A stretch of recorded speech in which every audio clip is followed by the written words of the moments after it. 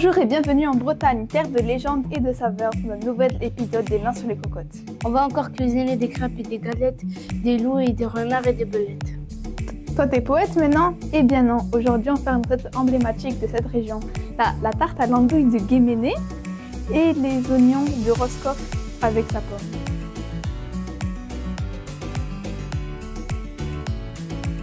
Pour commencer, nous allons préparer notre pâte brisée bretonne avec 125 g de farine de blé, 125 g de farine de sarrasin et 125 g de beurre salé bien sûr. Et pour finir le tout, un œuf. La couleur de la pâte rappelle le granit breton. On laisse reposer la pâte 1 heure. En attendant, on va préparer les oignons. Amira, je te laisse les émincer. On fait revenir les oignons et on ajoute une pincée de sucre.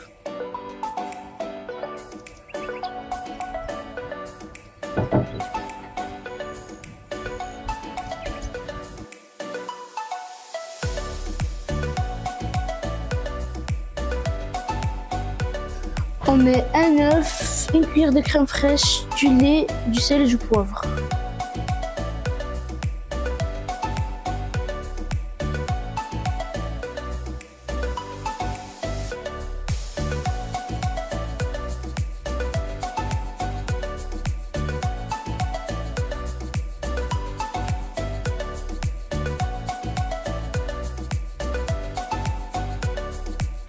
Et nous allons râper notre cheddar breton, il est facilement reconnaissable car il est de couleur jaune et non orange.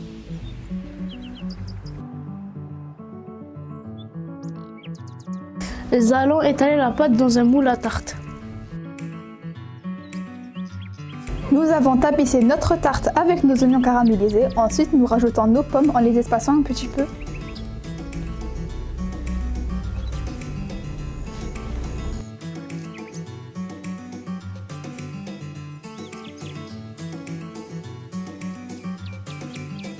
L'andouille de Guéméné est un ingrédient typique de la Bretagne. À base de porc et de sang, on va la couper en rondelles pour ensuite la mettre sur notre tarte.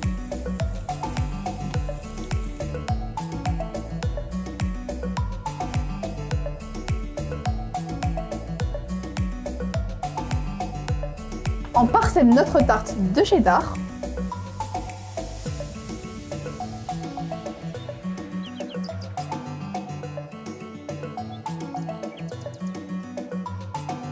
Et ensuite, on met notre crème.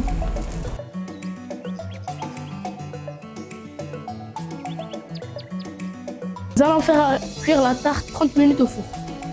Petit résumé de cette deuxième étape du Tour de France Femmes avec Zwift. Notre journal propose nos différents réseaux sociaux et notre émission à découvrir sur TV Tichouane. Bienvenue dans notre émission Détour sur Détour.